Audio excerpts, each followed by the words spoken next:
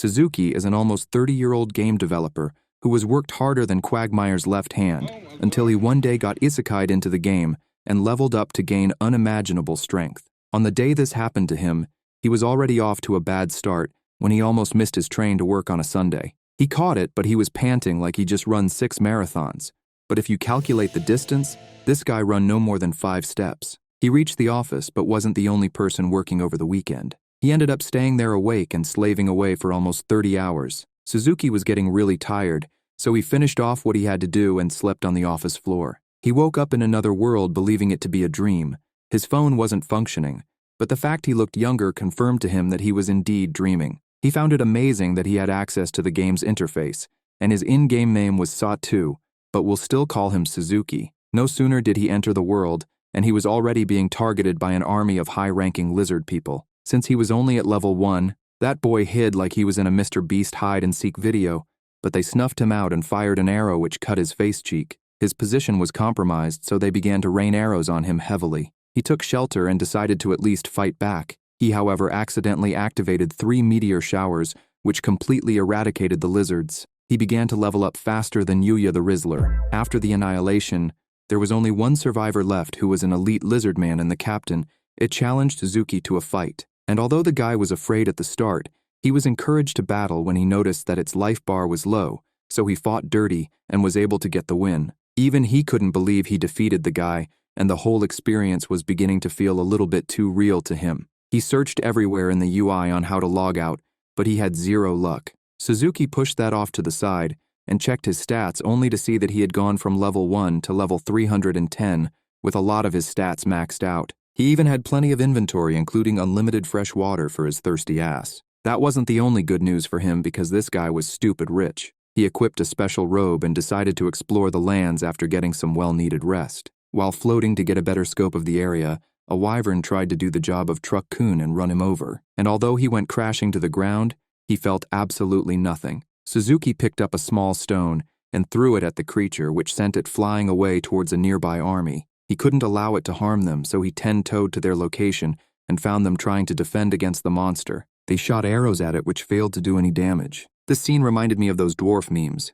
The mages were able to do some decent damage to the beast, but one of them named Xena was sent flying into the air, so Suzuki jumped up to save her. He safely dropped her off on the ground and they introduced themselves. But before their conversation could continue, 2 female soldiers came over and threatened Suzuki to step away from the girl. Xena assured them that he meant no harm, because if it wasn't for him, she probably would have been an artwork of natural ketchup on the floor. The blonde lady was having none of that, and was ready to send his head rolling when his story of being a merchant wasn't adding up. Suzuki saw that he was going nowhere, and thought it best to max out his persuasion skill, which saved him. They took him to their city and gave him new citizen papers since he lied, saying he lost his old one. After completion, they also gave him a city entry visa which allowed him to stay for 10 days. However, if he was caught without a renewed visa, he would have to pay 1 silver coin. But let's say he couldn't afford it, well then Suzuki would be made into a slave. Do you guys think that's a bit harsh? Harsh or not, he made his way out of there and was dragged into an inn by Martha, who was the daughter of the keeper. He paid to stay for 10 nights, and while he ate his food, the owner told him about the story of the demon lord and the hero who defeated it about 60 years ago. As she told him about dragons and wyverns, their convo was interrupted by White Gideon. Suzuki finished eating and was taken to the mart to buy some supplies. While walking, he spotted a demi-human slave being harassed by a harasser, who was most definitely not pleased to see her. Suzuki intercepted and asked her if she was okay before helping her with her items. The girl returned to her guardian, and they showed their gratitude for his kindness. Martha explained that demi-humans were hated in this area because they used to eliminate farmers unjustly. He continued with his shopping and returned to the inn when he was done. After eating too much, he went to his room and recapped everything that had happened so far. Suzuki thought thoroughly about the environment he found himself in and knew something wasn't right because, although this felt like a game, he was becoming more convinced that this was reality. He didn't really know what to do to escape, so he took out to the city at night to get a clearer picture. Suzuki decided that although he doesn't know what is happening, he is going to take advantage of his situation and enjoy himself, which is something I would do too. If you guys were in his situation, what would you do? The following day, Xena paid him a visit to take him on a tour of the city. Suzuki agreed and Xena wanted to spoil him as thanks for saving her, but he reminded her that what she has already done for him is more than enough. They went around the market trying various food and even bought and ate some bat wings. They took a stroll in a park, and she explained how to cast spells using enchantment. The two of them found themselves in a temple, and she showed him a mural of the battle between the first hero and the demon lord. It was said that his weapon was a holy sword, which only glowed when the hero held it. Suzuki checked his crazy list of titles, but hero was not one of them, even though he had epic titles like God Killer and Dragon Slayer. They continued their tour around the city, and she told him how the city is built to help defend against a dragon attack and any flying monsters. Xena also informed him that the hero is summoned when something catastrophic happens, but the last time this occurred was some 60 years ago when the demon lord appeared. Their carriage passed through a crowd who were being incited to stone the demi-humans Suzuki bumped into earlier. Xena couldn't stand to watch the injustice, so she risked her life to stand in front of the stones. Suzuki was afraid at first to do anything, but he found some courage within himself to look for the owner of the demi-humans. He also learned that the guy was part of a guild, and his men were in the crowd stirring them up to buy holy stones to punish the slaves. He went through the gathering and expertly immobilized all the bad actors, including their leader. Suzuki then placed him in front of the people and informed the crowd of their plan to sell normal stones as holy to make money. It turns out that the man had a demon living in his body, so it eliminated him and came out. This meant that the demi-humans no longer had a master, so Suzuki broke their chain to free them, which made him their new owner. The demon used its dark magic to transport them to a labyrinth which belonged to its superior. Suzuki was with the 3 demi-humans. He didn't like their names, so he changed it to more humane names. He offered them clean clothes and medicine to wash and heal up. He then fed them well, which they were grateful for. Suzuki scanned the entire cave, and boy was that thing huge. It looked like some type of ant's nest. He saw that the others who were in the vicinity were also transported. He noticed that the cave was littered with monsters, so he gave the adult slave named Liza a blade that she could use to protect herself. He ordered the white-haired girl named Tama to inform him if she saw anything up ahead since her sight was amazing. Suzuki told the other girl named Pochi to notify him if she smelt anything suspicious, since her nose was super sensitive. They made their way through and came across a monster which Suzuki took out with his magical gun. He begged the ladies not to snitch on him and to keep what they saw between them a secret. He then utilized his skills to make Liza a spear-like weapon that was more suitable to her abilities. While he was crafting it, she was busy retrieving the monster's core, and told him that it is highly sorted after and can be traded for items in the market. The group seemed to be working very well as a team, and they showcased this by eliminating a few monsters. The ladies even leveled up after a number of battles. They came across a level 10 slime which Suzuki tried to incinerate with his weak-ass fire spell, but it did nothing. Liza stepped up to show him how it was done by attacking its core, which defeated it. They weren't able to celebrate that win for long when a level 40 beast emerged from the shadows and tussled with Suzuki, but the guy was able to kick it through a wall which sent it flying into the darkness. The 4 of them arrived at a location and found people trapped in a spider cocoon, so he cut them loose. One of them was a nobleman who ensured that Suzuki would be rewarded for his heroic work. As Pochi was freeing one of them, it turned out to be that annoying guy from before who was harassing them in the market. And although he was being saved by her, he still showed his ignorance and bigotry when he threatened the very girl who was trying to save him. Suzuki ordered her to leave him in it and told the guy to find his way out himself, since he thought he was superior to demi-humans. The new party finally arrived at the location of the others who were struggling against the slimes. The stupid harassing boy was almost devoured by a slime, but he was saved again by the demi-humans he disliked. He couldn't believe that he was so useless and had to be saved, and you could see the embarrassment all over his dumb face. Suzuki was also fighting hard and saved Xena from a slime that almost had her for lunch. The soldiers were trying to find a way out of there, but instead discovered a treasure box which they opened. The demon who trapped them inside emerged and was shocked to see that so many people survived. They cast a spell that confused everyone to attack each other, but Suzuki put the 3 demi-humans to sleep before they could do damage to the innocent humans. The Major's fire spell wasn't working on the demon, so Suzuki had no choice but to join the fight. However, he did not want to reveal his power, so luckily for him, the wolf monster from earlier on gave him the perfect opportunity to disguise himself when he was knocked through a secret opening. He defeated the wolf with one swing of the holy sword. He then put on the mask and wig he purchased from the market earlier on. It was the perfect disguise since no one knew who he was when he returned to defeat the demon. The demon was shocked that he was being manhandled by a mere human, so it used the last bit of its power to summon a demon lord who was part of the demon king's inner circle. The high-level demon lord ate the little demon and stood to face Suzuki. He brought out the holy sword again, but it didn't glow since he didn't have the hero status. Luckily for him, since he was overpowered, all the monster's attack had no effect. Suzuki dug deep into his brain and remembered Xena telling him that the only way to defeat a demon lord is by either using magic or magical weapons. He maxed out his fire shot and fired it at the demon, which did significant damage. The explosion was so huge that everyone thought that it was an advanced spell. The demon was still alive, so since he could not use the holy weapon, he equipped his divine blade, which was able to eliminate the demon lord. The entire group were sent back to their world, and the bigoted boy from before came to apologize for being so mean to them earlier on and asked for forgiveness. Well, at least he was able to see his mistakes. That's commendable. Suzuki officially made the demi-humans his slaves and even received the title hero. He even acquired 2 more slaves, though that was not part of his plan. They all introduced themselves and the girls became friends in less than a minute. Arisa, who was the purple-haired one, was more social than Lulu, who was shy and reserved like me. Suzuki knew that Arisa was from Japan after she addressed him with honorifics,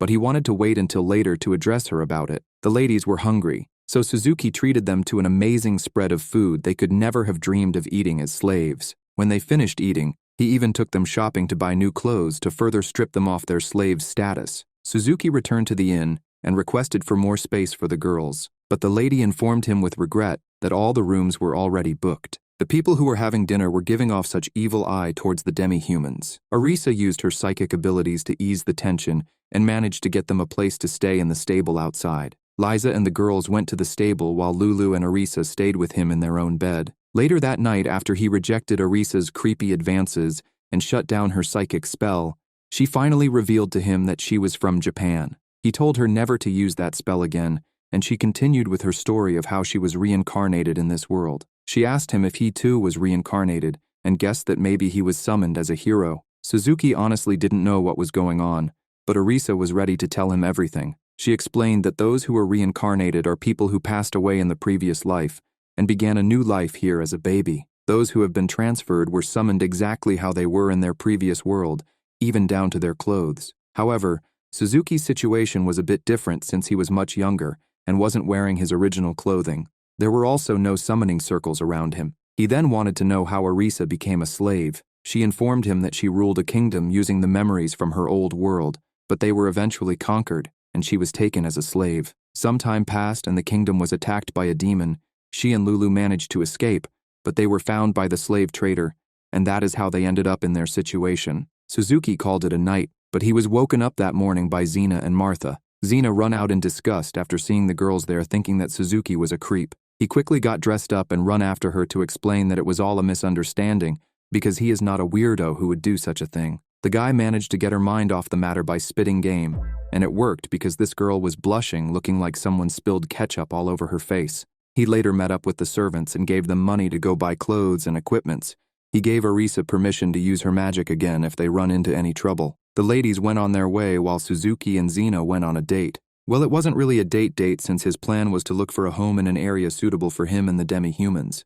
But she decided to spend the day with him doing that, so I'm calling it a date. They arrived at the Workers' Guild and met a lady called Naughty. She showed them a few properties, and although they looked nice, some of them had issues, so he wasn't able to find a home that would suit his needs. He agreed with her to come back later on in the day to see if anything came up. In the meanwhile, she suggested that they visit a new market that just opened since they had time to kill. They ended up bumping into the girls, and Arisa had changed her hair color to blonde after people were giving her strange looks. The group did some superficial shopping before making their way over to watch a play that was based on real-life events. The story goes as follows. There was a wizard named Zen who was in love with a commoner lady, but a noble also had an interest in her and forced himself to marry her even though she already had a husband. The wizard was eliminated for his love for the woman. However, his body reanimated, and he took revenge against the noble man before he was killed by a holy knight. The play ended, so Xena and Suzuki continued their date. They bumped into her teammates who looked very rough. They revealed that they had encountered some fang ants that proved tough.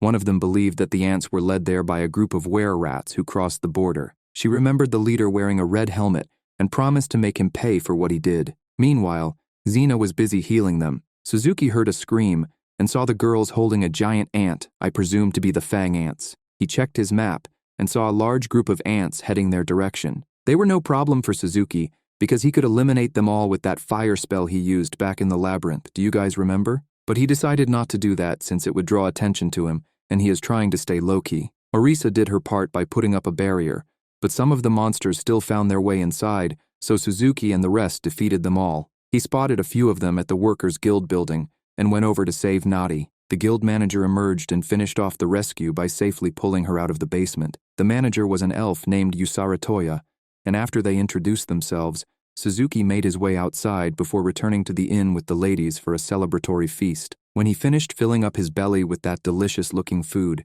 he ran into two men he had saved in that Labyrinth saga, so they offered to buy him a drink. He couldn't refuse, so he followed them.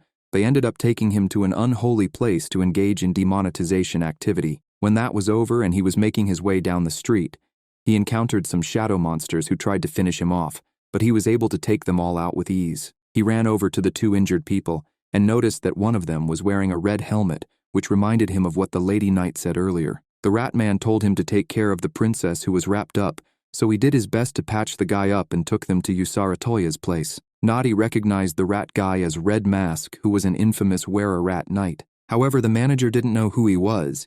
He did, however, know the other person who was wrapped up and referred to her as Mia, who was an elf girl. Everyone worriedly stared at Mia like they had been told she had days to live. Nadi took a closer look and was surprised that she was an elf. Mia regained consciousness for a moment and called Suzuki pretty when she noticed that he was glowing and sparkling. Their attention turned to Red Mask when he started coughing up natural ketchup.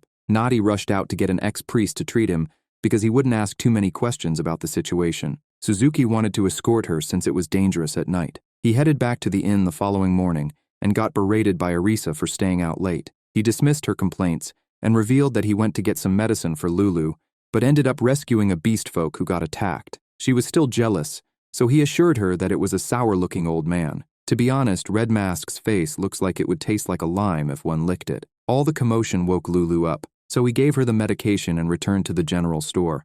Nadi told him that they are both resting, but Mia was abnormally exhausted and had symptoms of prolonged MP deprivation. The guild manager's mana transfer magic had not been as effective as expected.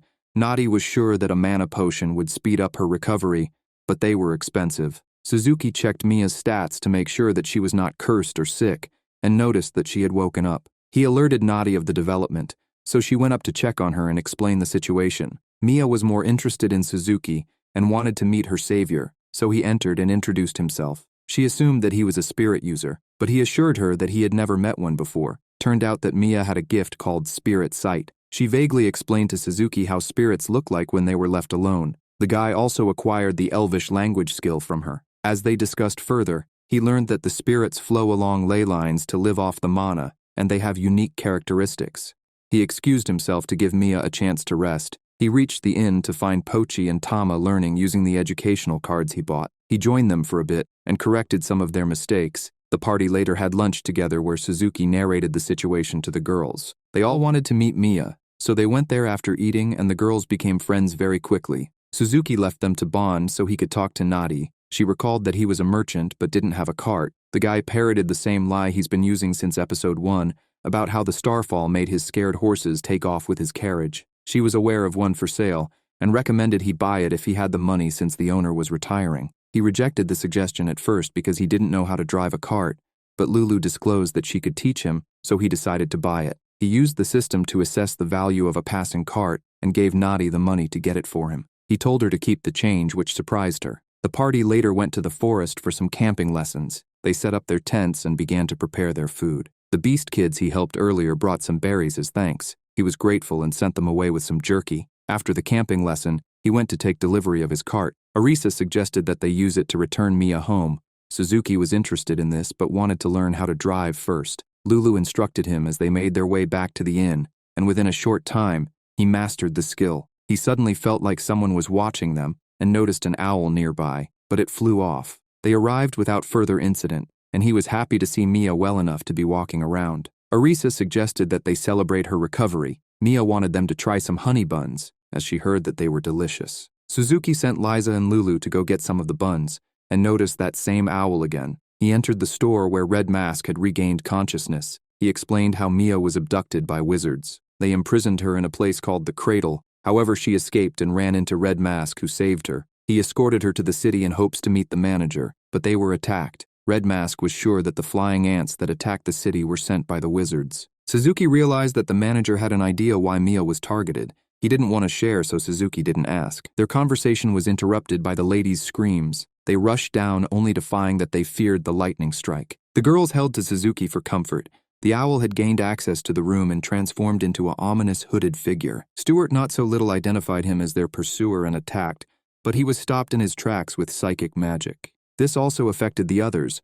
Arisa used her psychic ability to counter, allowing Suzuki to activate and level up his resistance skill. Suzuki used the system to scan the enemy and saw he was called Zen. The guy recalled it being the name of the hero in the play they went to see. Zen stated his intention to retrieve Mia, but Suzuki stood in front and refused to let her go. He attacked the hooded figure when it became obvious that he wasn't willing to yield. Zen dodged and grabbed Suzuki with his shadow whip and was surprised that a humble merchant had such martial skills. Arisa shot a blast that moved the hood to reveal a skeleton.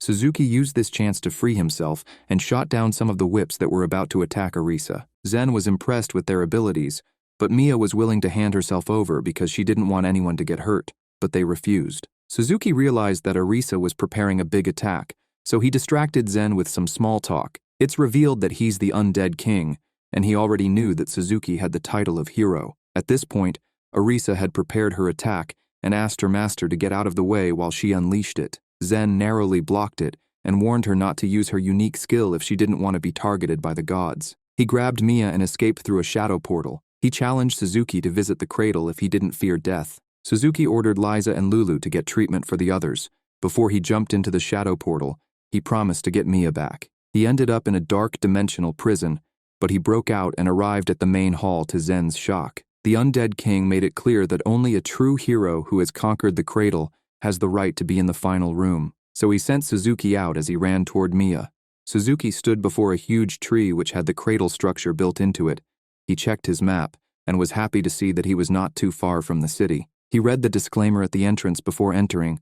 As he fought through the areas, he realized that the cradle had 200 floors, and at every 20th, there was a massive spiral staircase going upward. There were monsters at each of those access points, and they got stronger the higher he went. He scanned the area and found a forest spirit in a hidden place. It had low MP and didn't want to be disturbed. It noticed that Suzuki had vast mana reserves and took some to replenish itself. The spirit opened a secret corridor as a show of gratitude. This led to the lab of the creator of the cradle. Suzuki read his work and how the place was created as a safe place for elves to train to get strong enough to one day lead the world again. He also noticed that the creator had the same last name as Mia and the manager. He assumed that they were related, and that was why Zen needed Mia to operate the place. Suzuki exited the room and asked the forest spirit to send him to a higher floor when he learnt that she had a portal. She transported him to the 100th level, which was the Guardian Knight's chamber, where he met some homunculi that controlled a powerful golem.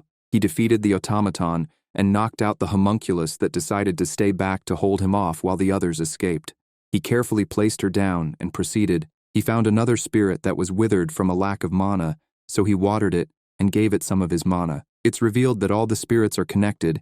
He asked for a transport again and is sent to the 180th floor. He fought the bugs there and accidentally blew a hole in the wall which had a great view. Suzuki continued till he reached the final floor. Zen was astonished that he climbed back up so quickly. Suzuki was hoping to retrieve Mia without a fight. The undead king told him to shut up and fight his lackeys before he could even breathe the same air as him. However, he did promise him a holy sword if he won. Zen summoned the homunculi along with more golems. He gave them all stat boosts before leaving with Mia. Despite being outnumbered, Suzuki skillfully destroyed all the golems, but he realized that the homunculi were fighting so hard, even though their master treated them like pawns. He methodically knocked them out, and the last one pled with him to make their master's wish come true. Zen applauded him for such a magnificent show of strength as he entered the throne room. The undead king gave him the holy sword as promised. Suzuki wanted to hear what his wish was. Zen disclosed how he just wanted to find a hero that was capable of eliminating him. He was reincarnated into this world by the gods after he met an unjustly demise. In this new life, he met a remarkable wife. But things took an ugly turn when a nobleman fell in love with her and imprisoned him in an attempt to get access to her. He was then executed on false pretense. His family and wife were also wiped out because they didn't agree to the nobleman's proposal. The gods gave him the power of the undead king to get his revenge, He used it to decimate the nobleman and his household. Zen then looked for a means to end his life so that he could rejoin his wife, but he realized that the god's blessing would not allow him. After hearing this sad tale, Suzuki used the holy weapon he just acquired to take out Zen. He expressed his gratitude and happiness that he can now meet his beloved. The undead king's essence disappeared, but a different presence emanated from his musty robe. The voice chuckled and congratulated the hero on his win this time. Suzuki sliced at it as it disappeared. The cradle system begun its self-destruct sequence before he could process what just happened. It advised that everyone evacuate the facility. Suzuki woke Mia up, but she was not able to override it. But it gave her the ability to teleport out, so he gathered the homunculi and sent them with Mia. He stayed by to save the one he knocked out on the lower floor. He took a shortcut through the hole he made and retrieved his target. With the help of the spirit, he was teleported to a hollow tree stump just outside the cradle. The collapse of the facility caused a huge salt wave. Suzuki used progressively powerful fire spells to slow down the wave. This gave him the chance to escape as day broke. Meanwhile, Mia had told everyone what happened when she got to the city, so the girls trekked to the area and were relieved to see him safe. Mia thanked him for saving her. The homunculi were also grateful that Suzuki spared their lives and accepted him as their new master, but they requested permission to deliver Zen's wedding ring to his wife's grave. They played rock, paper, scissors to find out who would stay behind and serve Suzuki. The winner stayed back and was named Nana. The party went back to the city, but Red Mask split from the group now that Mia was safe. The remaining homunculi also went on their closure journey, leaving the rest to return. He explained what happened to the authorities when they arrived in the city, but Suzuki changed the story to keep his skills a secret. Xena rushed in worried when she heard what happened and cried tears of relief when she could see that he was fine. They had a moment alone where Suzuki gave her the earrings he bought for her. He also told her about the job he just accepted to transport Mia back home, but he promised Xena that he would return and tell her about his adventures. He later met up with the girls to make sure everything was packed. They said their final goodbyes to the people at the inn and the Workers' Guild before setting off. Xena caught up just as they left the city. She informed him that she would join him by springtime. Her brother will become the family head by then, and he has given her permission to do as she wishes. Suzuki left looking forward to that day. The party later took a break and said their thanks while enjoying some food. Suzuki highlighted everyone's hard work in putting such an excellent meal together. He noticed Mia picking the meat out of her food and advised her not to be a picky eater, but she informed him that elves don't eat meat. The party were full after clearing all the food. Liza made some pancakes for them to nibble on once they commenced their journey. Arisa volunteered to store it in her item box. Suzuki was fascinated by it and acquired the skill. She explained that it took mana to deposit and withdraw items from it, so she couldn't use it all the time. He wondered what the difference were between it and the storage he had been using. This prompted him to make the intention to investigate when he had time. In the meantime, the party made preparations to set off. Arisa made a complaint about the straw filling used to make their cushion seats and how it was prickling their backs. So Suzuki used goatskin to solve that problem. He then used the remaining materials to make stuffed animals for everyone. The group set off on the next stretch of their journey without incident. They later took another break and Suzuki prolonged it when he realized how much fun everyone was having. He even gave Tama and Pochi a mission to search some stone ruins nearby. Arisa overheard and got excited, so decided to follow them. His attention was taken when he heard Mia using a leaf to play an amazing melody. The others later joined to learn how to do the same. Suzuki was terrible, so he activated the musicianship skill and upgraded it to level 10, but he was still bad. Arisa interrupted to pull him away to show him that the stone ruins were Toral gates. This triggered him to get a flashback of a childhood friend at his granddad's place talking to him about reincarnation. Arisa snapped him out of his vision, and he checked to make sure that someone didn't psychologically attack him. The system highlighted a broken travel gate, but he was not interested in fixing it. Later that evening, they ate the pancakes before departing. They continued to entertain themselves while in the carriage. Suzuki searched his storage and found a spellbook on shadow magic. He got it among other mementos when he defeated Zen, so he decided to use it as an opportunity to learn magic. After some trial and error, he ended up creating a new spell and hoped that Mia could try to use it when the time was right. The system alerted him to some rat men inside an upcoming carriage. From their names, Suzuki recalled that Red Mask set off to find his friends because they all got separated while trying to protect Mia. He asked Liza to stop so that he could negotiate the release of the rat men that were held captive. Mia recognized all of them, and they were ecstatic to see her safe. We learned that they acted as decoys, which allowed Mia to escape the cradle. The rat men wanted to go on ahead because they had something they had to attend to. Meanwhile, the party set up camp for the night. Tama and Pochi got dirty helping Suzuki hunt for their dinner. While Liza prepared it, Suzuki got Mia to try the new spell he created. It cleaned and dried them in an instant, and after a tasty meal the girls got some sleep. Suzuki used this time to test the difference between the item box and his storage. He found that his storage was superior because the things placed inside were not affected by time, unlike the item box. The following day they set off again and met up with the Ratmen who had gone ahead to create a grave for all their comrades who lost their lives protecting Mia. She paid her respects and prayed for them to rest in peace. The group arrived at a city, and Suzuki decided to have a night to himself at a tavern. His server admired him, but she fell in love when he bought drinks for everyone present, when he could sense tensions rising in there. After his meal, the server showed how much she admired him. The party set off the following morning, and Arisa complained about his nocturnal activities. Her yapping was interrupted when they saw that a city official had bumped into some common folk, but he didn't apologize and rather berated them for getting in his way. Suzuki felt sorry for the injured peasant and gave him a recovery potion to heal himself. He was so grateful since even low-grade potions were expensive. Arisa didn't mind the gesture, but hoped that they would have enough for themselves if they needed some. This incited Suzuki to learn alchemy so that he could make his own potions. He spent the day practicing and soon realized that he was running out of material. He checked his map and found the nearest town, which was a day's ride away. As they got closer, Suzuki noticed that the map had a lot of blank areas. He didn't want to put everyone in danger, so he decided to avoid those spaces. However, he would explore them himself later. They reached town and were directed to an alchemy shop by a local. As they entered, a hooded man barged past them on his way out. His assistant followed with a sack full of goods as they went to the next shop on their list. Suzuki proceeded into the shop and was told by the vendor that there is a shortage of some materials. She was also out of vials for potions, because they were all bought by the man he bumped into. She suggested he get it directly from the pottery workshop if he needed them urgently. Suzuki sent Liza back to prepare dinner while he went to talk to the pottery artisan, but his apprentice was the only one around. He later got a disguise and doubled back to the alchemy merchant where he illegally traded some of his monster cores for high-level magic scrolls. That night, he learned the spells and went to explore the blacked-out areas of the map. He accidentally passed through a barrier which triggered an attack from the residents of that area of the forest. The fight was stopped when the Witch of the Forest of Illusions held back her apprentice. The old lady introduced herself as the guardian over the mana source in the area.